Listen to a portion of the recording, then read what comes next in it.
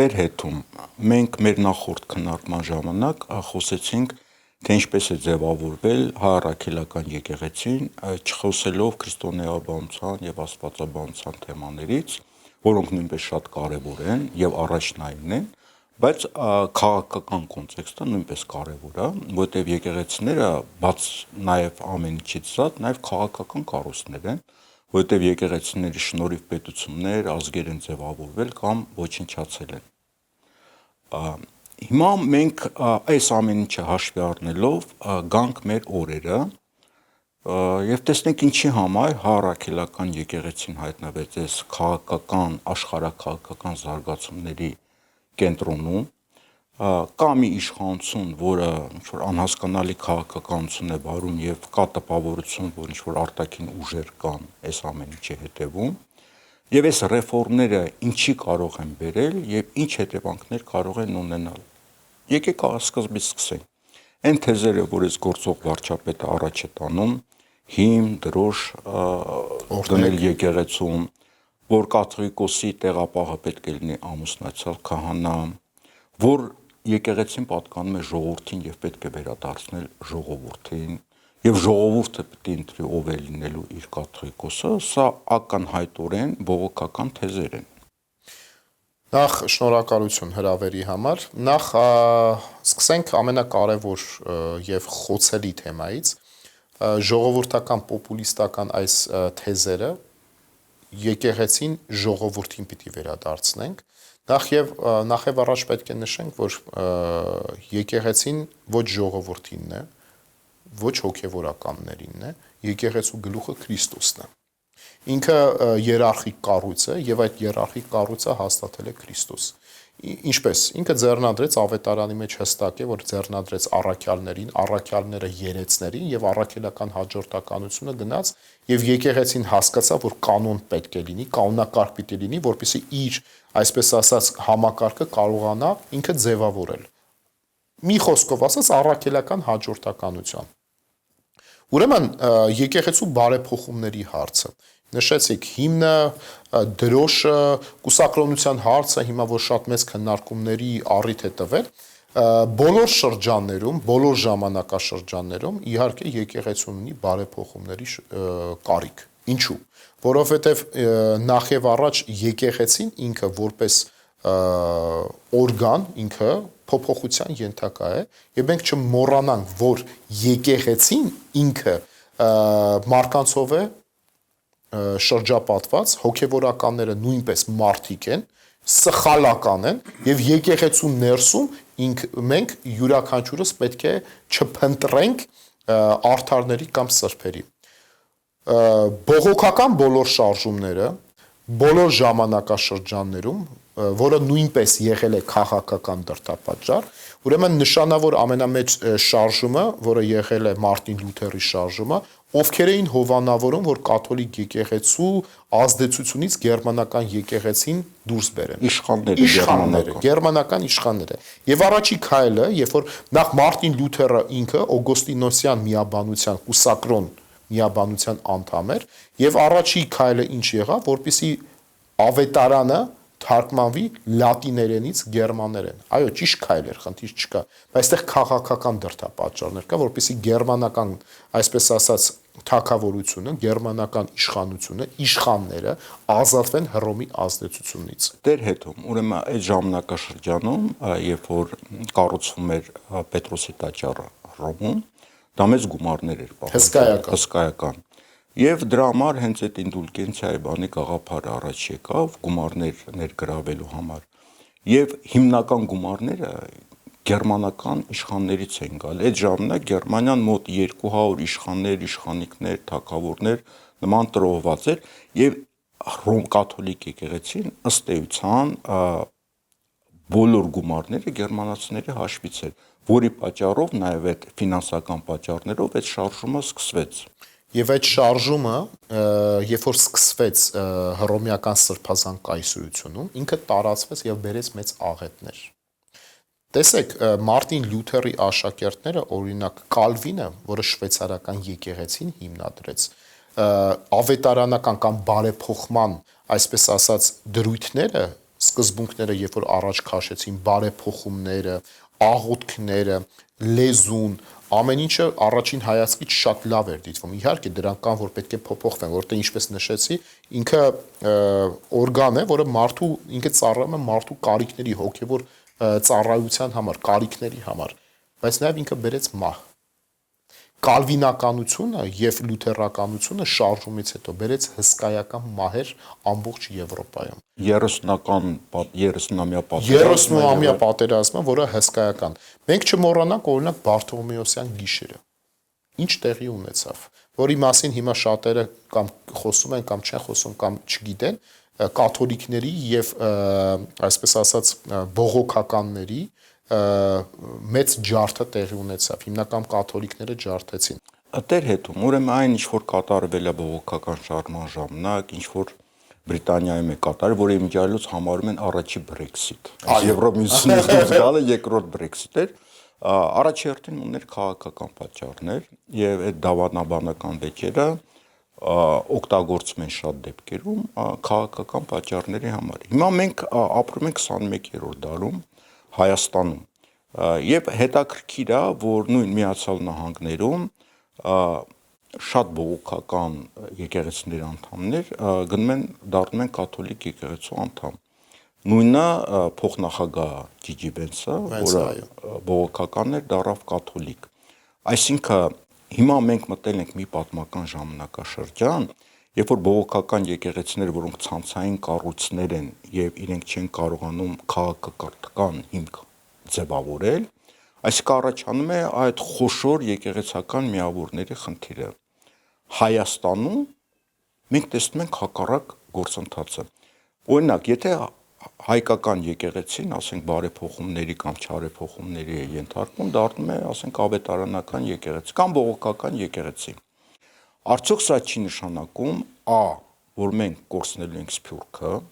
որովհետև Սփյուռքը հենց այնպես չի ձևավորել։ Հայերի Սփյուռքը, հայրանների, մարոնիտների եւ այլն արևելյան եկեղեցիների, որովհետև եկեղեցի շուրջ ձևավորվում են համայնքներ, այդ միլետական եւ համայնքային պատմության հետևանքն է։ Եվ երկրորդը, եթե մենք դառնում ենք բողոքական եկեղեցի կամ կաթոլիկ եկեղեցի, արդյոք մենք դրանով Հայաստանը որպես թշնամի երկիր չի դիտարկում Պարսկաստանը, Ռուսաստանը, Թուրքիան, այ առաջանում է հարց, այս ինչ գործընթաց է գնում եւ եթե կան արտաքին ուժեր, որն է իրենց խնդիրը։ Ուրեմն հետեւյալն է, նախ նշենք, որ բարեփոխումները դրանք ընդամենը առիթ են, որ բաժանումներ մտցնեն։ Նախ եւ առաջ ասենք յուրաքանչյուր բարեփոխում եկեղեցում առավել եւս դա եկեղեցու ներքին գործն է։ Որևէ մեկը չի ասում, որ եկեղեցում բարեփոխումների կարիք չկա։ Այո, կա, եւ բայց ինքը որպես սահմանադրորեն առանձին հաստատված կառույց, ինքը իր ներքին հարցերը պետք է լուծի։ Նրանցից մեկը կուսակրոնության հարցն է, ծեսի հարցն է, չգիտեմ, ֆինանսների թափանցիկության հարցն է։ Այո, բայց հիմա խնդիրը հետեւյալն է, բայց ինչի համար է միտված, որպեսզի այդ, այսպես ասած, թեզը դնեն հանրային շրջանառության մեջ, բաժանման համար։ Եթե եկեղեցին եւ համայնքները իրար հետ հաշտեն, այսինքն եկեղեցի համայնքը այն իմաստով եկեղեցի երարխիան եւ համայնքը իրար հետ հաշտեն եւ այդ հոգեվոր սնունդը տալիս է, որն է խնդիրը։ Որն է այդ խնդիրը, որ այդ հարցերը բարձրացրել են։ Եվ հաջորդը մի քիչ սուր վերաբերվեմ, եթե քննարկում են կաթողիկոսի երեխա ունենալու կամ չունենալու հարցերը, ունենալը բերեց Արցախի կորուստը քաղաքական իմաստով, թե ոչ։ Տեսեք իրենք ինչ են ասում, այս գործող վարչապետը ասում է, որ Արցախի խնդրով Ռուսաստանը ուզում էր այնպես անի, որ մենք մշտական պատերազմի մեջ գտնվենք Ադրբեջանի հետ, որի այդ պատերազմի շնորհիվ իրենք այս հարավային Կովկասը վերահսկեն։ Եվ նաև ասում է, որ կան եպիսկոպոսներ, կաթողիկոս եւ այլն, որոնք ԿԿԲ-ի լրտեսներ են, ԿԿԲ-ն շուտ բանից չկա, որը գաղափարական լավ գործակալներ են։ Եվ իրենք ծառայում են կայսրություններին եւ հիմա որպեսզի մենք լինենք ինքնիշխան, առաջի քայլը արեցինք, կորցնեցինք Արցախը, դա այդ պարտությունը հաղթանակ է, բառացի է ասում։ Եվ երկրորդը Մենք մեր սուվերենությունը պահեցինք, հա, դա պարզվում է հաղթանակ է։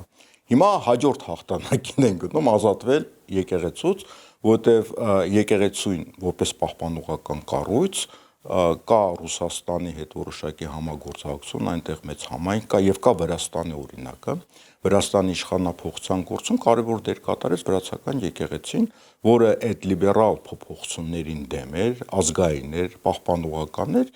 եւ իշխանափոխություն տեղի ունեցավ։ Հիմա իրենք դրանից բախում են։ Հիմա որպեսզի չլինի ըստ իրենց մտածողության իշխանափոխություն, առաջի հերթին պետքա եկեղեցի չլինի։ Եկեղեցին պետքա քանդել։ Եվ երկրորդ պահը իրենք դրսից աջակցություն ստանալու համար, ասում են, գիտեք, ինստեղ կա մի կայսրություն, որը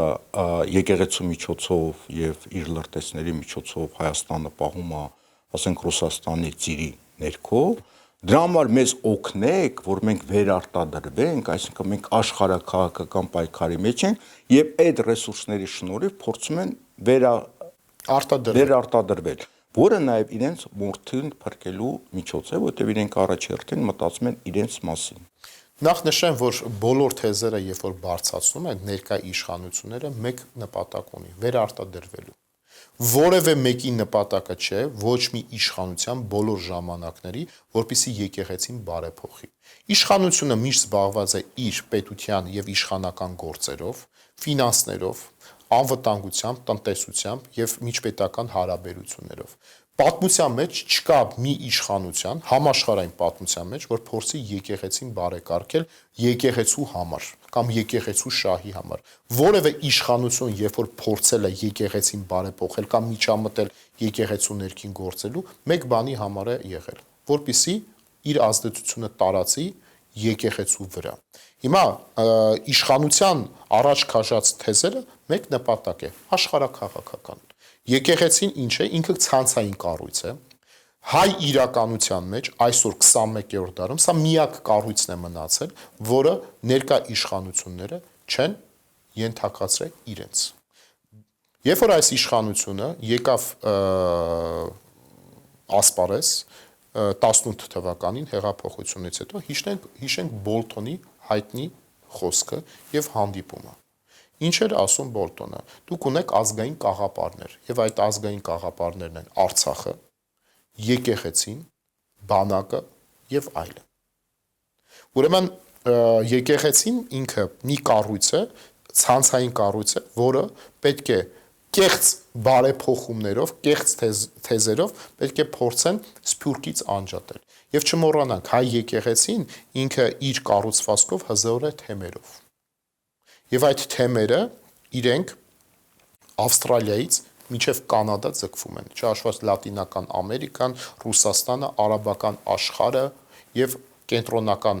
Ասիան, որը հսկայական։ Չկա աշխարհում մի տեղ, նույնիսկ Հարավ-Աֆրիկյան Հանրապետությունը, որ կա, այդ երկրում գոնե մի խաչքար չլինի, որը խոսում է հայկականության եւ հայկական մտածելակերպի, մշակույթի, դիմագծի եւ ինքնության, այստեղ ինքնության պայքար է, որը ամենակարևոր կետն է։ Այսօր 21-րդ դարում հենց այսօր գնում է ինքնության պայքար, որը եւ որոնք են ինքնությունը, հայի ինքնության դրսևորումը, հավատքը, լեզուն, ավանդույթները, պետական խորհրդանիշները, արարողությունները, ամեն ինչը։ Հիմա մեր իրականության մեջ ցավոք սրտի նաև կան մշակութային քրիստոնյաներ, որը ոչ թե խոր հավատացյալներ, այլ մշակութային քրիստոնյաներ, որոնք մշակութային քրիստոնյաները նրանք են, որոնք պարտադիր կերպով պետք է իրենց զավակներին մկրտեն։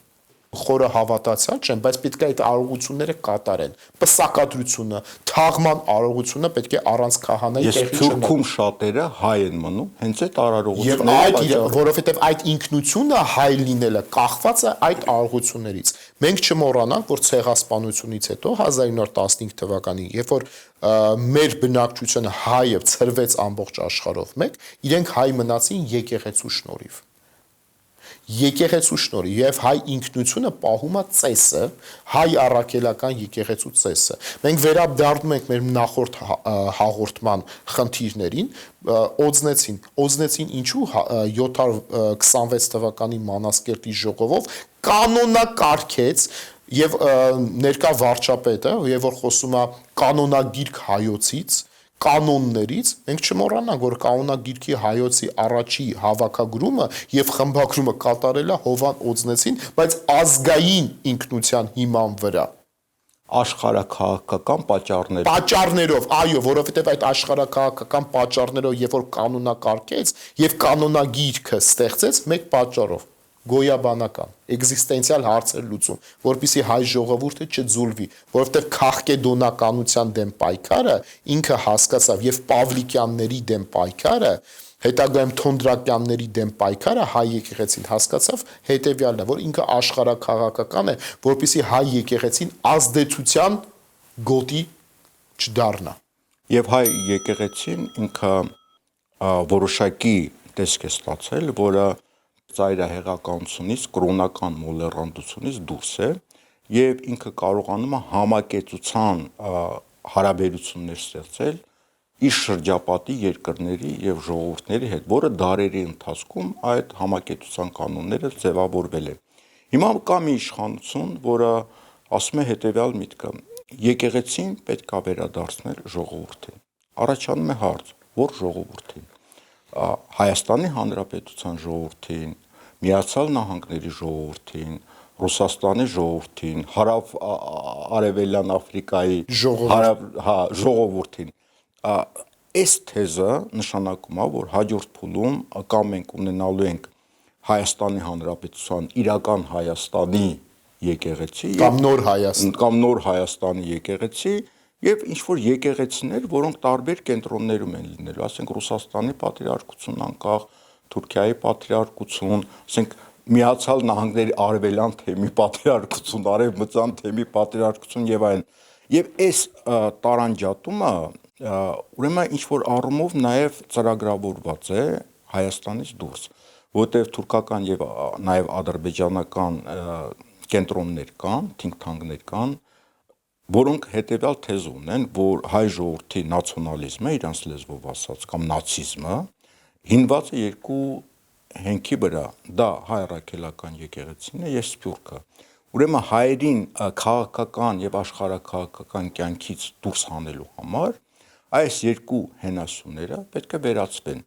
Եվ այս քաղաքականությունը, որը վարում է գործող իշխանությունը, ըստ էության կարելի է ենթադրել, որ այդ պատվերն է կատարում։ Տեսեք, որևէ եկեղեցու բարեփոխման համար նենց չի, որ եկեղեցին կամ եկեղեցականները ինչ որ խնդիր են բարձրացնում, որ դրա բարեփոխման կարիքը չկա։ Դրանք կեղծ օրակարգեր են։ Կեղծ։ Որ եկեղեցին ինքը միշտ բարեփոխման կարիք ունի եւ եկեղեցին իր ժամանակին ինքը բարեփոխվում է։ Եվ նաեւ մենք խոսում ենք, որ միշտ քաղաքական այս հաղորդումների ընթացքում պետք է գնահատական տանք, բայց նաև ես փորձում եմ այս հարցին աստվածաբանական չմոռանալով։ Ինչու՞։ Որովհետև եկեղեցին միշտ հզորանում է, երբ որ իրեն սկսում են հալածել։ Եվ ինքը ինքնամաքրվում է հալածանքների շրջանում, եւ ինքը ավելի կայուն եւ ավելի վերափոխված է լինում նահատակության շրջանում։ Եկեղեցին միշտ ապրում է լճացում, երբ որ սկսում է խաղաղ ապրել։ Խաղաղության շրջանը ունենում, ճակերտավոր խաղաղության շրջան։ Եվ եկեղեցին այսօր ինքը անցնում է այդ ճանապարհով։ Ուրեմն ներկա իշխանությունների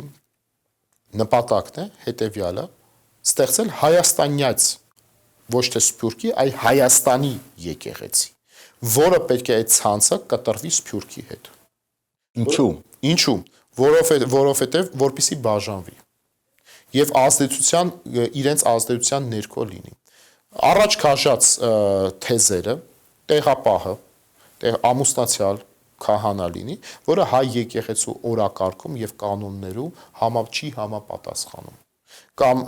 տեղապահի ընտրությունից կամ կաթողիկոսի նոր ընտրությունից հետո պետք է բարեվարկությունը ստուգել։ Ով պիտի ստուգել։ Իշխանությունը։ ԱԱԾ։ Եվ հաջորդ հարցը խորհրդատվական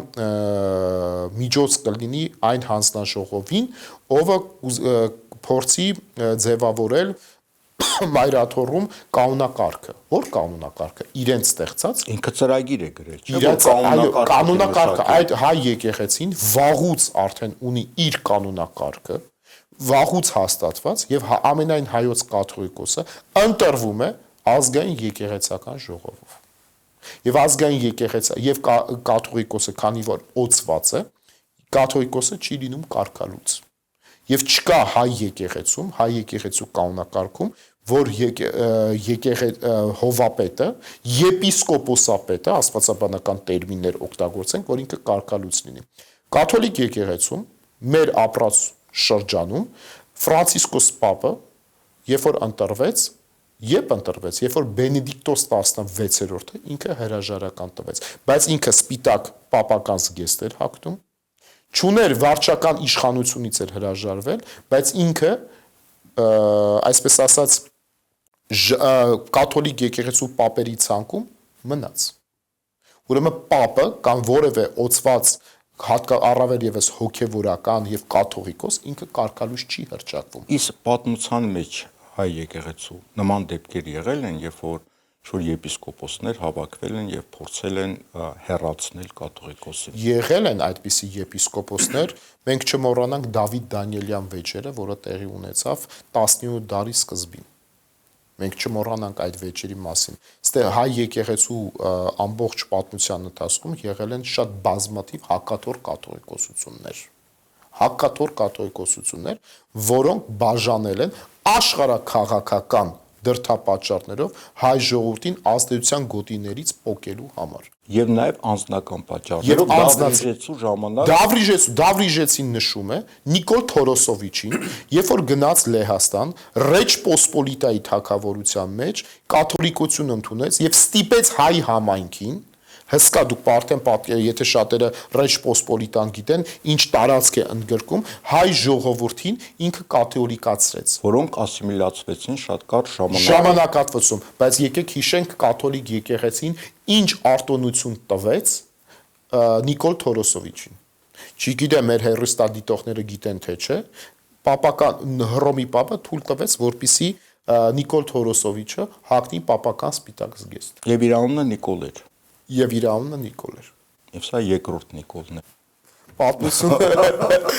Եվ նույնիսկ Առաքել Դավրիժեցին պատմում է, թե ինչ Նիկոլ Թորոսովիչը, որ պապական հպարտությամբ զգեստ էր հագնում, եւ ինչ նույնիսկ վարքի առումով, որ իր հաճույքները եւ իր ընթացքը լինի, մի ժողովրդին ամբողջ, որ ինքը ձուլեց, կաթոլիկ եկեղեցու քաղաքականությունը այնքան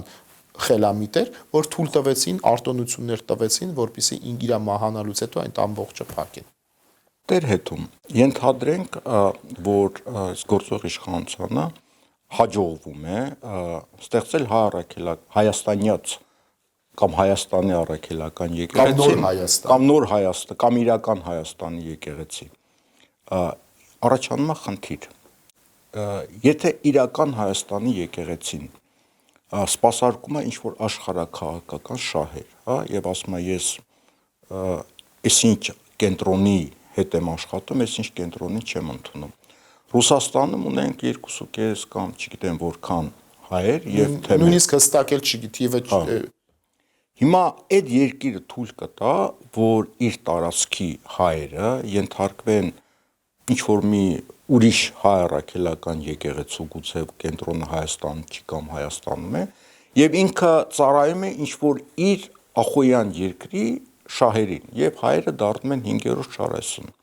Պարսկաստանը եկեղեցիները ենթարկվում են Անտիլիասի կաթողիկոսությանը, որը պատմականորեն մեր թեմերն են, էջմիածնական։ Ենթադրենք Անտիլիասը ինչ-որ ենթադրում եմ, սա իրականության հետ կտրված է, որոշում է, որ պետք է աշխատի, ասենք, մի աշխարհաքաղաքական կենտրոնի հետ, որը վտանգ է Պարսկաստանի հետ, Պարսկաստանի համար։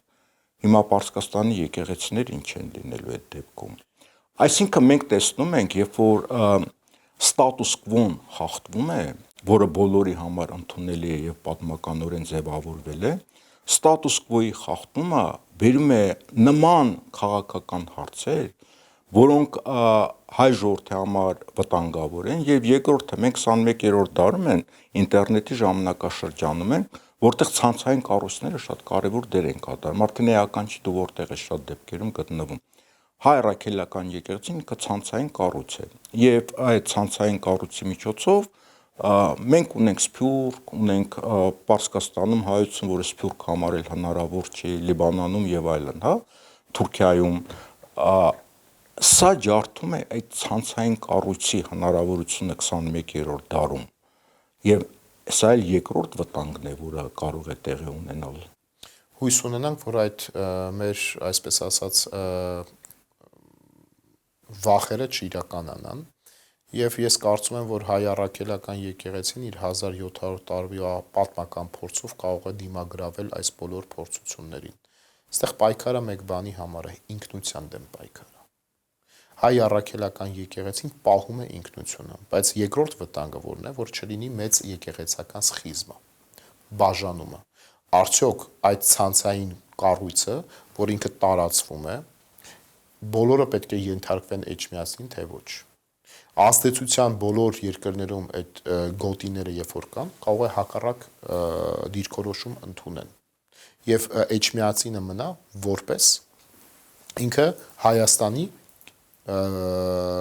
հայաստանյաց թեմերի ինքը որպես նոր Հայաստանի, որպես կենտրոն։ Այո, բարոյական կողմով, հոգևոր կողմով ինքը